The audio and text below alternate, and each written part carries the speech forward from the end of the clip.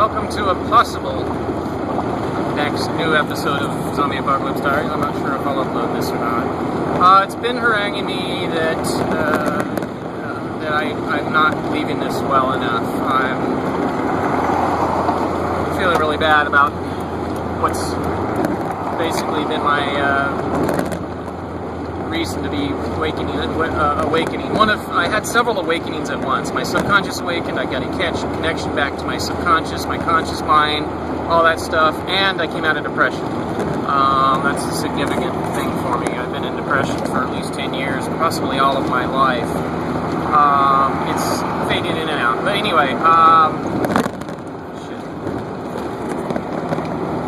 want to do this. I'll cut this and redo the beginning so you'll actually watch it. But I just don't want to leave things this way with America like this. I want to offer a chance for you guys to do something on your own. Just in case I don't, no one gets a hold of me, or I don't, no one wants me to help, whatever. So I wanted to give you my input as to what I believe are the best things that we can do individually to fix this situation. First and foremost is we need to understand the situation. That is that, like I said, the zombies, the psychopaths run things. Another way to characterize the situation is this, okay? Nobody has grown up anymore. Nobody is growing up. Everybody is still children. What makes us adults is achieving our potential intellectually, morally, physically, etc. And to do that, we have to learn what we need to learn to understand the world around us. The more complicated the world around us, the more we have to learn. So we have a lot to catch up with and get out of this lens.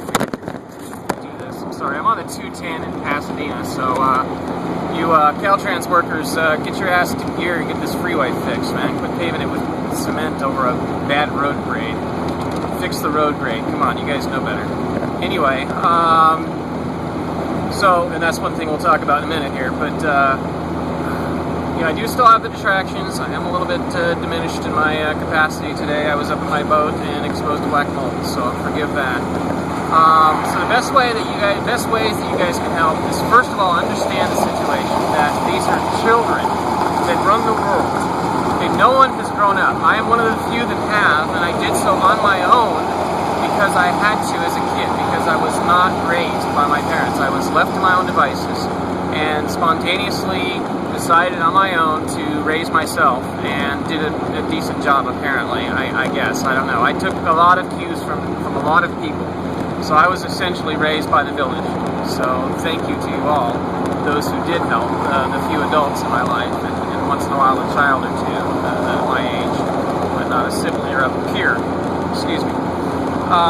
Anyway, so I am one of few adults. There are other adults that have been around, and there are those who seem like adults, who tell you they're adults, who tell you they're in charge.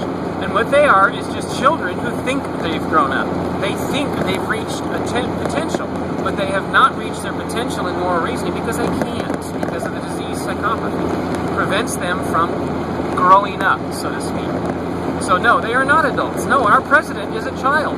President Barack Hussein Obama is a child in his mind. He does not reason as an adult human being should. So understand that. These people are not capable of being in charge. So given that, now, they are influencing everything. So once you understand that, you can see where their influence comes from. And now what they're influencing is management in public servants, especially corporate CEOs. They are the ones that are doing the influencing. So in buying our government, corporations have bought all aspects of it.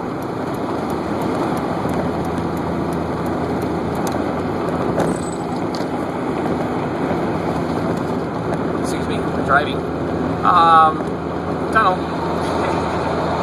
So corporations have bought all aspects of it and are influencing all aspects of it, and basically influencing our government and public servants to treat us the way corporations do, which is like children. Yes, most people are children, but the people treating us like children are not adults. They are not in charge because they're not capable. If you want someone like me, not necessarily me, but you want someone like me in charge until such time as you are mature enough to handle things yourself. And that's the point. Everybody can be mature enough to handle everything ourselves. We do not need government. We do not need law enforcement. And we do not need the NSA. We don't need any of them. We just need education. We just need to be mature. So, I have offered, as I said, I have offered to lead. I've offered the idea of the Independent Citizens Panel, political party, the ICP, Independent Citizens Party with the pledge. It's on my website. I've got a trailer issue I'm keeping an eye on. Possibility of flat tire, so distraction. You know, I've offered that. No problem if you guys don't want me in charge. That's fine. I just want to help. And, you know, and if this show is all I do, that's fine. I've accepted that. So you know, you need to get your public servants. You need to hold them accountable to you. You are in charge of your public servants. And the best way I can recommend for this is have someone out there create a website called publicservantwatch.org, on which Mercedes EDP 833, 6 EDP 833. Don't drive like an asshole, please. You know, your S600, big deal, you got a V12, okay? You don't have to use it all the time. Understand that you have it so that you can use it, not so you have to show everybody that you have it, okay? Thank you. Anyway, so that distraction aside. So hold your public servants accountable by video recording any act you see public servants abusing the system, us. They work for us, okay? If you don't like what they're doing, record it and upload it, okay? Even if you don't think it's wrong, upload it and we'll talk about it. You know, Public Servant Watch doesn't mean we're only outing public servants that do that. We're discussing we're watching our public servants and we're holding them accountable. And, oh, I just remembered something I wanted to do. Anyway, I'll talk about that in a minute. Buzzing. Okay. So hold your public servants accountable. You know, video record it. Anytime you see someone being arrested, pulled over, or otherwise interacting with the police, document it for them. Because if you document it for them, they will be documenting it for you if everybody does it. You understand how that works? So document it, videotape it. But it doesn't matter how it is, what it is, just videotape it. Make sure the police know that we're watching them and we're documenting everything they do. Watch them. Now what this will do, okay, what these things will do is it will encourage law enforcement, for example, in this instance, it will encourage law enforcement to be responsible to us because they will have to realize, I mean, at first it's going to be a backlash. We've already seen this. They're trying to outlaw recording, you know, the actions of police. That don't happen. No, you document it. If they try and take it away, you scream bloody murder, do a hunger strike, whatever you have to do. Okay, we've got to start fighting for our freedoms. People are going to have to start dying. That's all there is to it. I'm already willing to sacrifice. I almost have. So, no, I've given up a lot for our freedoms. So, I think it's time for others to do the same. And anyway, so, we've got to speak up. So, after we get over this initial shock, then law enforcement will realize that some within law enforcement will start to think, okay, you know what, we've got to be held accountable to these people. These are our people. And that's the whole point. We need to understand, we need to drive into our government, into our oppressors, our leaders, our rulers, that they are responsible to us, that they are also part of us.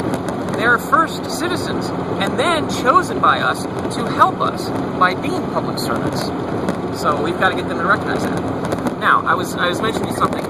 One of the things I want to add this. I'm distracted. I apologize. I'm on the road. Everything's really fast, so I have to do this way rather than the way I'm supposed to be doing things now, which is to take my time. But one of the ideas I had, if I were to run for president, is you know, amnesty, complete amnesty. You know, no, this isn't what I was thinking of. Damn it, I lost it. Oh well, I'll think about it again and come back. Anyway, no, the idea I had was something I was thinking of as if I were to be selected to lead this effort. So I won't discuss that here. I'll discuss it separately. It's not appropriate to discuss with this. This is a separate thing, and this is notes to myself. I apologize. Oh, shit. Sorry, I just saw a rim of the type that I've been trying to find on my trailer. My trailer blew a rim last night. And it's a stupid wheelbarrow style rim or something like this, a very non-standard rim. Anyway, so yeah, I mean, you've got to hold your public servants accountable. And the other thing is educate yourselves. And oh yeah, that was the other thing is, don't hold each other accountable to our public servants. Hold our public servants accountable to us. Okay, we're doing the opposite of what we should be doing. We are trying to make what we're doing is we're using these people who are our parents, who are our father figures, our authority figures, and we're using them to go tattle on each other. And that's very immature, and we need to not do that. It's counterproductive to what we need. Think about it. You wouldn't want someone to doing it to you, so why would you do it to someone else? And bear in mind through all of this, these psychopaths, only their actions are enemy. They are not enemy, okay? They're just people. They are just diseased, okay? They just have a disease. They lack the capability to spontaneously develop their moral reasoning. That is all. That is all. They can learn moral reasoning if we teach them, okay? So that's why I was thinking I was going to offer amnesty. So no, we just the attitude of amnesty, just the attitude. They have done nothing. They have done a lot of things wrong, but there is a reason for it. It is disease. Okay, they treat us as if we should behave like they expect us to, regardless of disease. Let's not do the same to them. Let's be mature. Let's step above that, and let's recognize that they're diseased and that we should not treat them as responsible for their actions, but as diseased. Okay, how's that sound? All right. Other things you can do to get notice: hold your public servants accountable. Take your money out of the bank. We've got to shut down the system. We've got to shut it down. And I've been trying to think of ways, if I was leading the country, how I would transition us to this. And there's a lot of ideas. Everybody get the same pay would be a good thing. Eventually, the goal is to get rid of money because of what it is. God, fucking assholes. Excuse me. I'm in Pasadena, and people just drive so fucking rude here, man. It's no consideration for each other's why. Why do people drive rude in Los Angeles and Salt Lake City and Washington and Idaho and, well, everywhere in the country? People say, oh, if people drive bad drivers here. Now, they're bad drivers all over the place. Why? Selfishness, self-centeredness. Concerned only with yourself. That's what self-centered means. Your center of your universe is you. And it shouldn't be. Or no, it's not just that you're center of the universe. The only aspect of your universe is you. Everybody else is just there to interact with. They're not part. You don't consider them. And it's not judgment. It's not a judgment. That's just an observation. Merging, for example. Look at merging. Observe the pattern of behavior in merging. People are anxiously trying to get up there, get in line, get in line, get in line. Whereas if people just let each other in, the merges would all be smooth. That's why Los Angeles drivers were considered so rude. New Yorkers were considered so rude because they're compact and everybody has to survive based on their egos feast in the savannas. So, anyway, taking your money out of the bank, look up fractional reserve banking. That will take money out of the hands of the wealthy. That will disarm them. Okay? That will disarm them. And that will bring us closer to equal. That will make them recognize that, hey, we do have to abide by these people. We have to be responsible to these people. And another thing is directly hold your public servants accountable. Call your senator. Call your congressman. And other things you can do is this Independent Citizens Party is an incredibly good idea. Do this. Okay, and I just remembered what I wanted to talk about. It wasn't anything to do with the president. It was with regards to my idea that I've been pushing on mesh networks. So this is, I'll probably document this elsewhere, but here it is for now. The mesh network has a plan for evolution built into it. Okay, I've initially stated that the mesh network would be built on infrastructure, existing infrastructure, with regards to Wi-Fi, wireless internet in the home. Our cell phone, our smartphones, our wireless routers at home, things like that. But those would be the network. The initial network would be there. It would be based on. It would be text only. So you open messages that sent via text. They would be interconnecting these nodes via the ham repeaters. The next evolution is to add a piece of hardware in there. A piece of hardware would be a computer. Now there's two things about this. The computer will allow for things like video messaging. The future, we want to be able to talk to people on video, and this will allow us to do it for free. Okay? For free. We don't need to pay any corporation or any government any money, well, except for a permit, so that we can use the airwaves to communicate with each other, even over video. Video is fully capable of being used in the ham system. This system can actually continue to be used as a client system on the client license with video. So, but this box, you understand there's a lot of bandwidth, right? There's a lot of bandwidth. Okay, so we're going to need something very complicated to handle all this bandwidth. So what we're going to do is we're going to create what's called a daisy chain network, a global daisy chain network. Our global mesh network, open free video communication service. Excuse me, there's someone doing 35 on the freeway. I'm doing 55 and just passed it like that.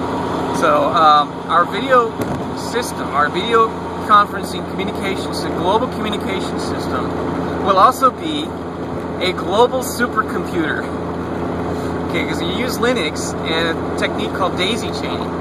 You increase the processing power exponentially.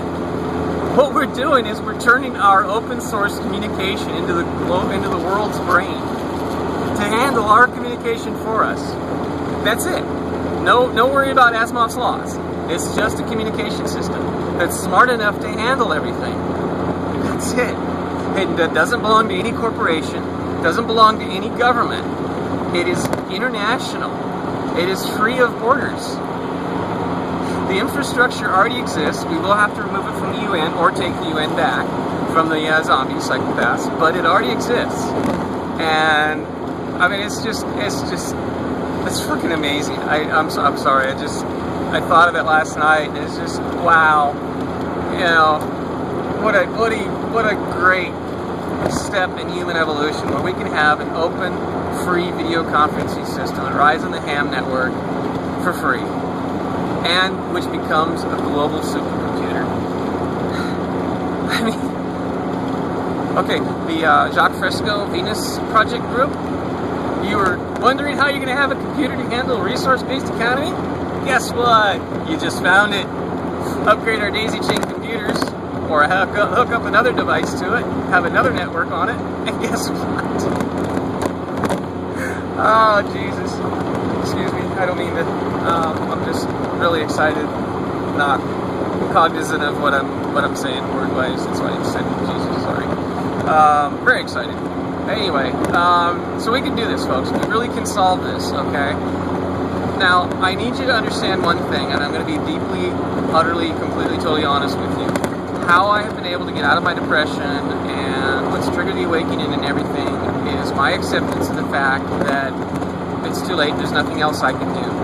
You know, I've laid it all out. That's why I've been obsessing the last couple of days about this video that I want to do, these last few things, because I just want closure. I want to close this up. I want you to make sure you know that I care, that I'm not going off to destroy the world or kill myself or do something crazy or anything like that. That I really do care, and I want to help. But the best way for me to help right now is to state my case and get out of the way. That's it, and that's exactly what I'm doing. Oh, I hate driving to Pasadena. Poorly designed freeway system. Very poorly. Not incompatible with human society. How's that work? Or human behavior, excuse me. Natural human behavior. They're trying to force behavior that doesn't work, folks. Anyway, sorry, a little analysis thrown in there. So, what I have done to allow myself to get out of this depression is to realize there's nothing else I can do. And if you guys get too out of hand, I've got the keys to the kingdom. I told you, it's not a joke. It's not just humor. This is not a show. It is all truth. I never lie. I can. Excuse me. I have done research. I have done some preliminary research, and I believe I can mimic the Permian extinction. So, I'm not saying I will, alright? That's not what I'm saying, okay? I'm telling you how I was able to deal with depression, was to recognize that, see, I have to protect myself. You guys are vicious to me. People like me. We're vulnerable. Those of us who cannot help but feel emotions, we are vulnerable. And we are easily victimized by you because you have power over us.